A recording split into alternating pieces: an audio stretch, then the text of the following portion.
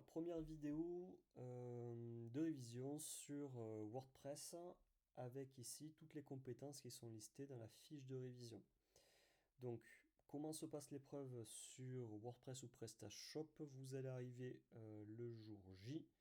Vous allez être convoqué à une heure précise. Vous allez pouvoir être mis en salle d'attente. Et si vous ne passez pas immédiatement pour WordPress ou pour PrestaShop, je vous conseille vivement de vous imprimer, si je ne l'ai pas fait pour vous, cette fiche de révision. La vidéo est sur WordPress, donc le but du jeu c'est de revoir la plupart des compétences du CMS. Bien évidemment, on ne pourra pas revoir tout en détail, mais au moins les principales compétences à maîtriser, les erreurs à ne pas faire pour l'épreuve. J'ai pris ici un WordPress. Vous avez ici le back-office, c'est-à-dire la partie non accessible par le client ou le visiteur. Et quand vous appuyez ici, la partie front office. Qu'est-ce que vous devez faire lorsque vous vous connectez à l'examen sur WordPress? Vous devez activer l'extension Yoast. L'extension Yoast, je vous rappelle, c'est l'extension qui vous permet de travailler le référencement naturel de vos pages et de vos articles. Là, en l'occurrence, il est activé, mais pour l'examen, il sera simplement installé mais non activé. Donc, vous allez être dans cette configuration-là. Il vous faudra vous rendre dans Extension installée et activer Yoast. Votre sujet sera composé de 4 questions indépendantes. Environ 4 questions. Ça peut être 3, ça peut être 4, éventuellement ça peut être 5. Mais les questions sont indépendantes, vous les traitez dans l'ordre que vous voulez. La question 1 sera tout le temps une question de rédaction web. Donc une question de rédaction d'une page ou d'un article. Qui dit rédaction dit que vous allez devoir, dans tous les cas, travailler votre référencement. Dernier conseil, avant de rentrer dans les fonctionnalités que vous devez maîtriser, euh, faites d'abord les questions techniques. La question 1 est une question de rédaction, la question 2, 3 et 4 sont des questions techniques. Modifier le menu, modifier, ajouter un utilisateur, mettre un commentaire, répondre à un commentaire. Prioriser d'abord sur la 2, la 3 et la 4. Et une fois que vous avez effectué les questions techniques, vous revenez à la question 1 qui est la question de rédaction web que vous traitez jusqu'à la dernière seconde de votre épreuve. Pour la vidéo, on va s'appuyer sur ici la fiche de révision que vous connaissez et la petite étoile ici, c'est les nouvelles compétences que vous devez maîtriser pour 2025. Vu que c'est des nouveautés du référentiel, bah moi je vous conseille vraiment d'apprendre tout ça par cœur, en tout cas de savoir le faire, parce que bah, si c'est une nouveauté, il y aura forcément des questions dessus. Donc c'est parti pour le bloc apparence. Donc qu'est-ce que vous devez savoir faire dans l'apparence? Modifier le logo, modifier l'icône, modifier le slogan. Tout ça, vous allez pouvoir le retrouver dans le front office, donc ce que voit le client dans la partie personnalisée. Où se situe le logo? Il se situe dans l'entête. Comment je modifie l'entête? Facile, en appuyant sur en-tête. Vous avez ici titre du site et logo. Vous pouvez modifier votre logo, vous pouvez modifier ici le titre du site et le slogan. Les petites icônes que vous avez ici, c'est pour déterminer si vous voulez que votre logo soit visible sur PC, tablette ou téléphone. Vous pouvez cocher et décocher en fonction de vos besoins. Vous avez ici aussi l'icône du site, qu'on appelle aussi le favicon, qui va apparaître dans les onglets que vous avez ici dans l'identité du site, icône du site.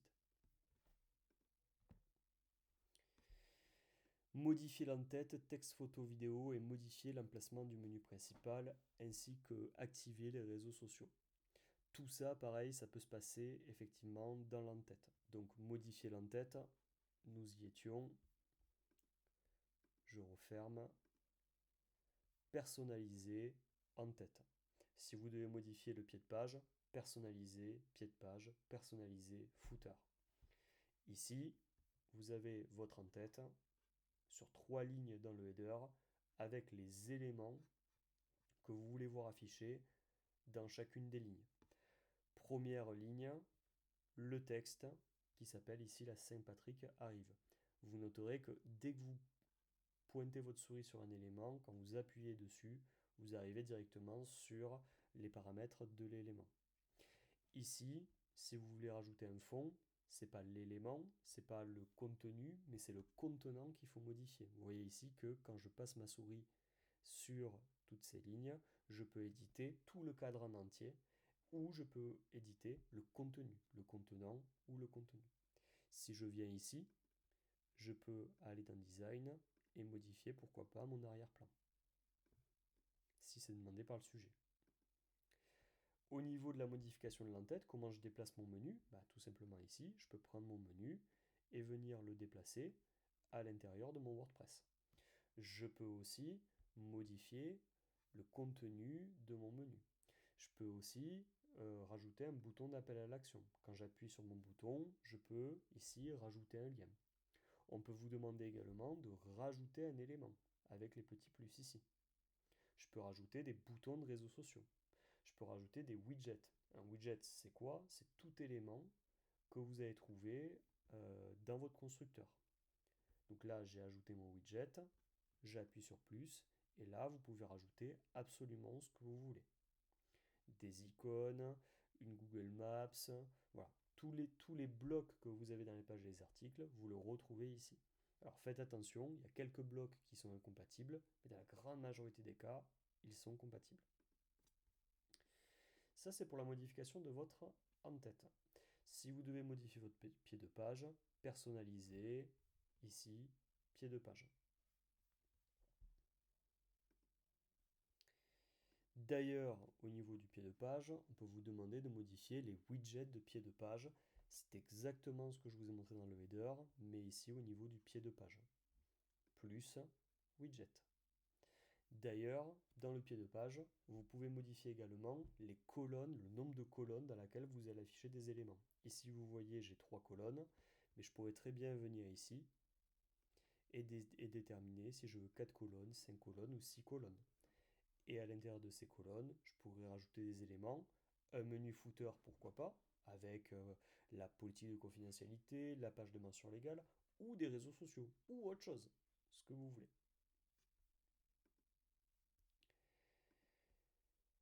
La colonne latérale de blog. Dans votre site, vous aurez des pages, et vous aurez une page un petit peu particulière qui sera la page de blog. Quand vous remontez ici, moi je l'ai appelé Conseil Voyage. Quand j'appuie dans Conseil Voyage, j'ai l'affichage de tous mes articles de blog. Comment est-ce que WordPress sait que cette page-là, c'est la page de blog? Tout simplement parce que dans mon back-office, dans Réglages et Lecture, j'ai identifié que cette page, c'est la page des articles. Et que la page L'Agence, c'est ma page d'accueil. Autrement dit, si je reviens dans mon site, que j'appuie sur Conseil Voyage, WordPress veut savoir qu'en fait, je veux renvoyer les articles. Et quand j'appuie sur mon logo, il va me renvoyer la page L'Agence, vu que c'est cette page que j'ai désignée comme page d'accueil. La colonne latérale. La colonne latérale, c'est une sorte de deuxième navigation que vous pouvez activer par exemple sur votre blog. Là aujourd'hui, je n'ai pas de colonne latérale. Je peux très bien faire personnaliser. Et ici, vous allez avoir colonne latérale que je peux afficher à gauche ou que je peux afficher à droite.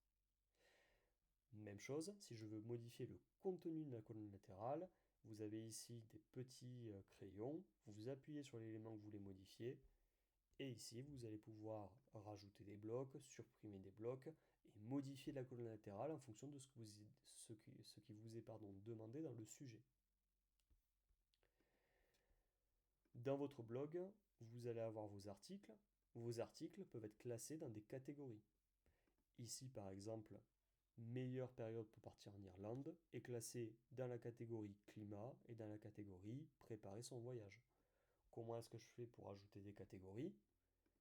Dans mon back-office ici, je peux rajouter ici des catégories d'articles et je peux ensuite les ajouter en cochant directement les catégories sur l'article dans lequel vous voulez mettre, pardon, excusez-moi, pouvez cocher les cases catégories pour l'article en question. Donc là, meilleure période pour partir en Irlande, je viens cocher les catégories dans lesquelles on va retrouver l'article. Je retourne sur mon petit blog. Je peux classer avec des catégories, je peux aussi classer avec des étiquettes. Donc quand je viens sur un article de blog, soit en modification rapide, je vais pouvoir rajouter ici mes catégories ou mes étiquettes. Une étiquette, ça a le même fonctionnement que des hashtags sur les réseaux sociaux. Imaginons que dans l'article meilleure période pour aller en Irlande, je parle de Dublin. Je vais pouvoir ajouter l'étiquette Dublin. Je vais pouvoir ajouter l'étiquette, par exemple, Guinness, etc., etc. Donc, tous les mots-clés, finalement, les plus importants qui reviennent dans votre article. Au niveau du contenu, donc ça c'est la question 1. Je ne peux pas, dans cette vidéo, en tout cas de révision, revoir tous les blocs un à un. Par contre, je vais vous réexpliquer comment finalement créer du contenu sur WordPress. Alors que vous ayez à créer une page ou un article, la structure sera exactement la même. Simplement, il faudra bien veiller à faire attention le jour J. Si on vous demande de créer une page, à bien créer une page. Si on vous demande de créer un article ou de modifier un article, de bien créer ou modifier un article. Comment on crée une page web à l'aide de blocs? Les blocs, vous voyez, en fait, il y en a plusieurs que vous devez maîtriser. Ils sont listés ici. Les titres, les paragraphes, les boutons, les bannières, les images, les galeries, les flux, calendrier, audio, etc. Mais également les nouveaux, ceux qui sont signifiés avec une étoile, les nouveaux blocs de la réforme sur l'épreuve de 2025. Donc vous voyez que toutes ces compétences, on peut vous demander de rajouter une bannière, on peut vous demander de rajouter un bloc FAQ, on peut vous demander de rajouter une carte Google Maps. Et donc je vais vous montrer rapidement comment mettre en place ces blocs. Je suis toujours sur mon article quand partir en Irlande, ou meilleure période pour aller en Irlande. Je rajoute mes blocs avec le petit plus ici, ou avec le petit plus en haut à gauche. Je veux rajouter une carte Google Maps, facile, je tape Maps et j'ajoute ma carte. Chaque bloc, pour obtenir les paramètres avancés de chaque bloc, il est hyper important que vous connaissiez ce bouton en haut à droite qui permet d'afficher les réglages avancés du bloc. Je veux modifier l'adresse et je veux faire apparaître la carte de Dublin. J'écris Dublin, j'enregistre, je vérifie que ma carte pointe bien sur Dublin, elle pointe bien sur Dublin. Je peux ici choisir si je veux une vue satellite, auquel cas on aura simplement la vue photographique, et si je veux zoomer ou pas, ou si je veux avoir une carte plus haute ou moins haute. Et également la langue. Donc chaque bloc que vous allez rajouter a ses propres paramètres avancés. Je vous invite à chaque fois à cliquer sur le bloc et ensuite aller dans les paramètres avancés du bloc. Qu'est-ce que vous avez comme bloc? Par exemple ici, les témoignages clients, testimonials. Vous avez ici un bloc FAQ. Vous avez un bloc formulaire. Là, comment je fais pour les ajouter? Je reviens dans mon article. J'ajoute un bloc. Je veux rajouter une foire aux questions, FAQ. Et ici, je peux éditer ma FAQ. Quand partir en Irlande? Faut-il un visa pour partir en Irlande? Et je mets à chaque fois la réponse. Question, réponse, question, réponse. Quand vous appuyez sur le bloc FAQ, pareil, vous avez vous avez le bloc avancé. Ici, pour le bloc FAQ, il n'y a pas beaucoup d'options disponibles. Si je veux rajouter un formulaire, plus formulaire. Je peux rajouter un formulaire de contact, je peux rajouter un formulaire de newsletter, je peux me faire suggérer un formulaire. Je veux rajouter des témoignages clients, plus testimonials. Et ici, je peux rajouter mes recommandations clients. Je peux choisir le nombre de recommandations clients. Je peux décider de les afficher sur plusieurs colonnes.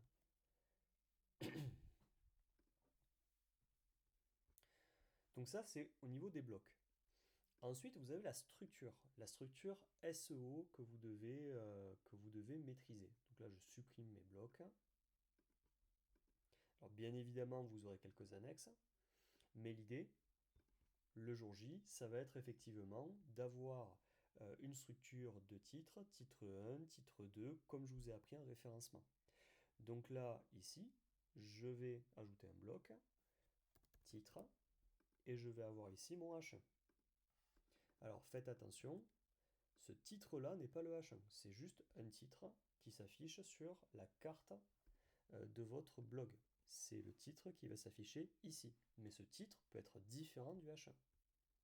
Donc ici, j'ai fait mon H1, je vais rajouter mon H2, donc par exemple, meilleur pour partir en Irlande, je peux taper par exemple ici printemps, je peux dupliquer mon H2 et parler ici de l'automne,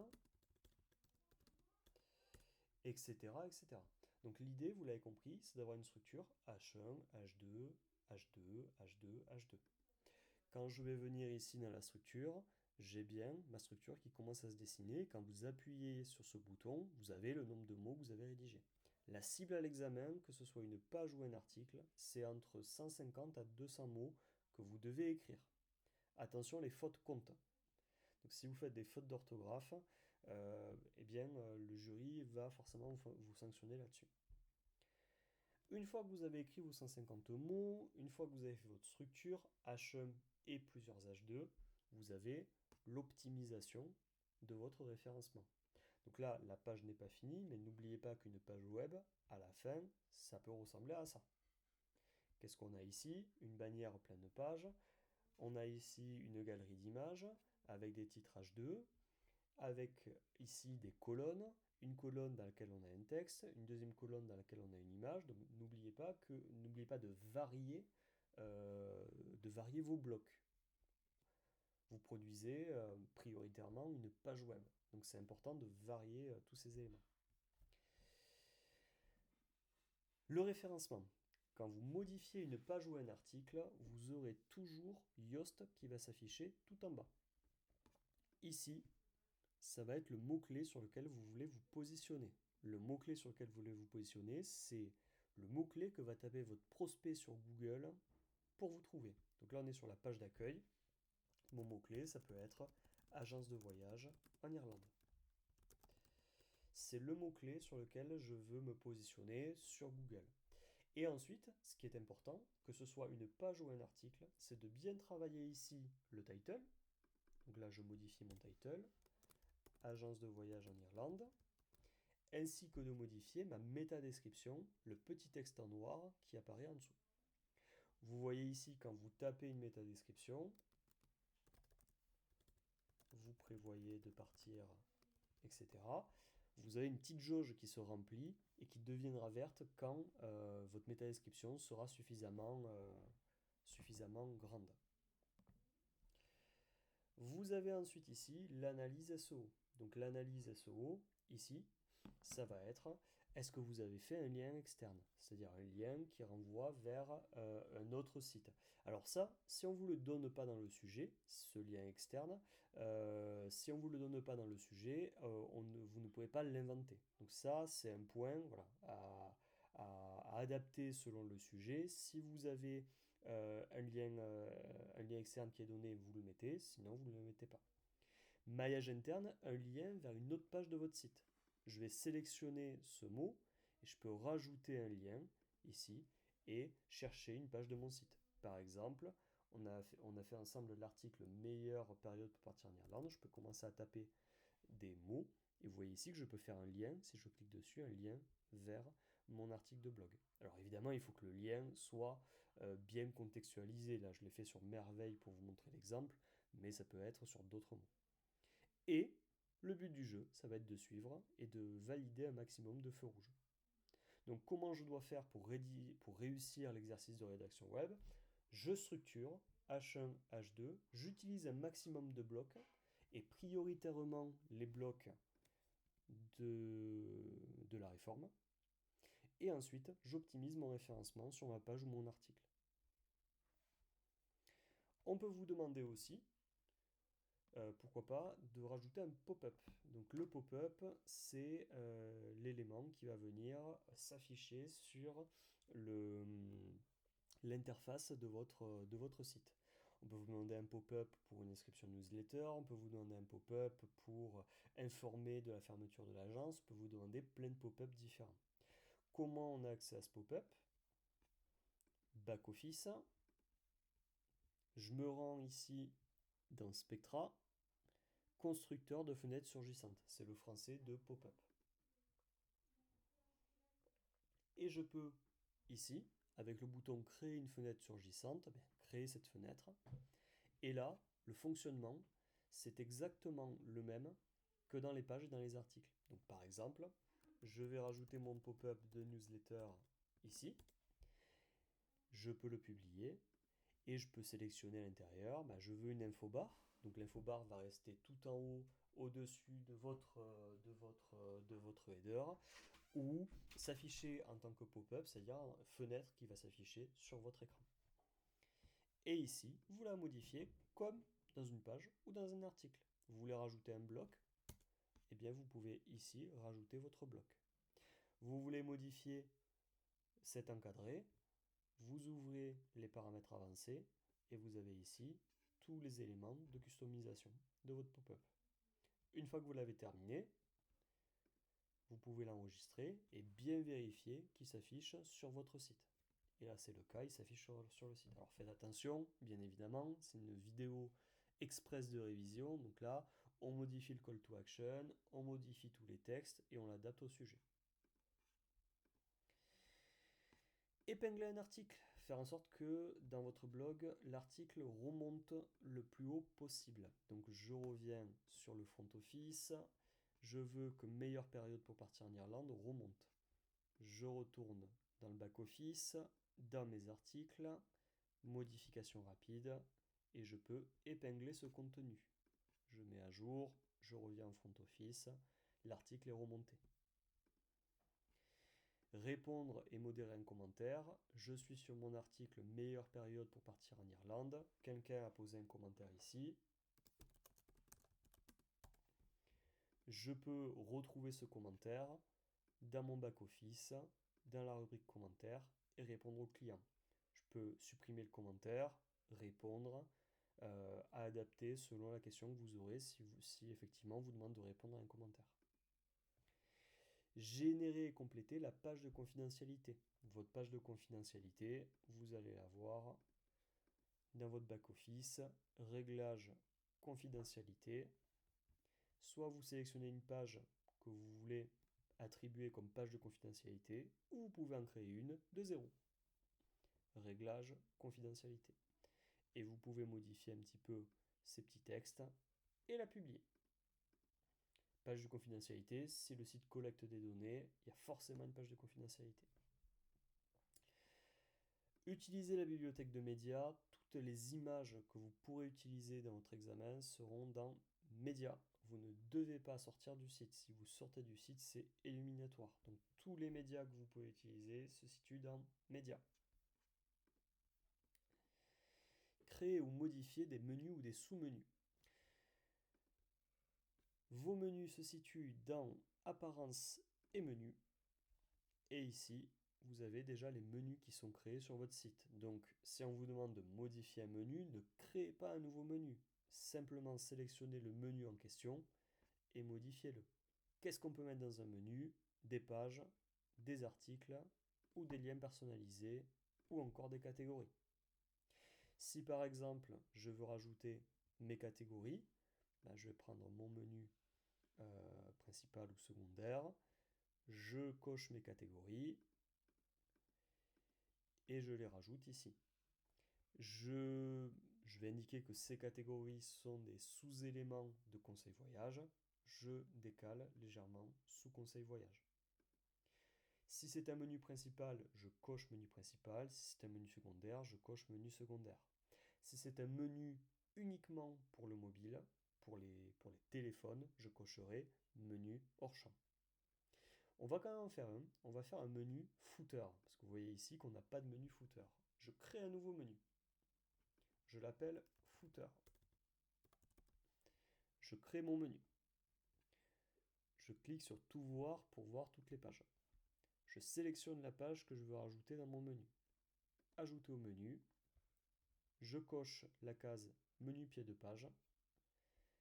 Ça y est, mon menu est créé. Je peux venir maintenant dans le front office, dans mon footer, activer le menu. Je retourne en front office, personnaliser, et je vais me rendre ici dans mon footer.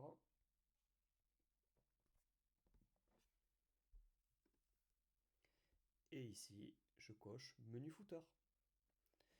De cette manière, si votre menu footer est déjà créé, vous n'aurez plus qu'à faire glisser dans apparence et menu les pages, les catégories ou les liens, et le menu se mettra à jour immédiatement dans votre footer. Donc identifiez bien si on vous demande de créer un menu ou de modifier un menu. Et de quel type de menu? Est-ce que c'est un menu principal dans le header? Est-ce que c'est un menu secondaire? Est-ce que c'est un menu footer? Est-ce que c'est un menu mobile? Mobile, pour rappel, hors champ. Vous voyez ici, créer un menu hors champ. Ajouter un élément à un menu, ce que je vous ai montré. Utiliser les onglets back-office et front-office, c'est ce qu'on fait depuis le début. Front-office ici, back-office ici. Paramétrer la page d'accueil et la page de blog, c'est ce que je vous ai montré également avec le blog réglage lecture. Je vous remonte rapidement. Réglage lecture. Page d'accueil, page des articles. Modifier les réglages de lecture et de commentaires. Donc lecture, on l'a fait. Commentaire, réglage, commentaire. Pour tout ce qui est des commentaires sur le blog. Et donc là, à adapter en fonction de ce que vous est demandé dans le sujet. Insérer le fil d'Ariane. Le fil d'Ariane, c'est ce qui permet à l'utilisateur de se retrouver dans sa navigation en fonction des pages sur lesquelles il clique. Personnaliser, fil d'Ariane. Et je peux choisir où est-ce que je l'affiche. Moi, je vais décider de l'afficher à l'intérieur, non, plutôt après le menu. Et ici, quand l'utilisateur va naviguer, on va avoir le fil d'Ariane qui va se mettre à jour automatiquement. Et pareil, vous avez quelques éléments de customisation de ce fil d'Ariane. La partie titre, sous-titre, je vous l'ai montré, H1, H2 à l'aide des blocs. Les mots-clés, je vous l'ai montré dans Yoast, c'est au niveau de la requête principale. Et je vous ai remis ici la structure type, H1, H2, H3. Mettre des liens internes et externes, je vous l'ai montré. Renseigner les étiquettes, je vous l'ai montré également à l'intérieur des articles. L'extension SEO, vous l'avez compris, je remplis ma requête, je modifie le title, la métadescription et je valide un maximum de feux rouges. Je vous remontre. J'ai mon article, je sélectionne mon mot-clé ici, j'écris le mot-clé sur lequel je veux être trouvé sur Google, je modifie mon title ici, ma métadescription ici, et je valide un maximum de feux rouges. Dernière chose que vous devez maîtriser, et il me reste 2 minutes, la création de compte et l'attribution de rôle. On peut vous demander, quand on travaille en entreprise, on peut être plusieurs à intervenir sur un même site web, donc on peut créer plusieurs comptes. Donc là ici, très simplement, on peut ajouter un nouveau compte, identifiant, email, nom, prénom, etc. et y attribuer un rôle. Les 4 rôles que vous devez connaître, les 4-5 rôles, sont les suivants. L'admin, c'est Dieu. Il peut tout faire, il peut tout modifier. L'éditeur, l'éditrice peut modifier tous les articles et uniquement les articles. L'auteur peut modifier ses articles. Le contributeur peut proposer des articles. L'abonné n'a pas de droit spécifique. Et ces rôles-là, vous n'en avez pas besoin. Dernière fonctionnalité, le fait de changer l'auteur ou l'autrice d'un article. Vous arrivez dans vos articles, modif rapide, et ici, vous pouvez, avec la liste déroulante, modifier l'auteur de l'article. Et nous en avons terminé.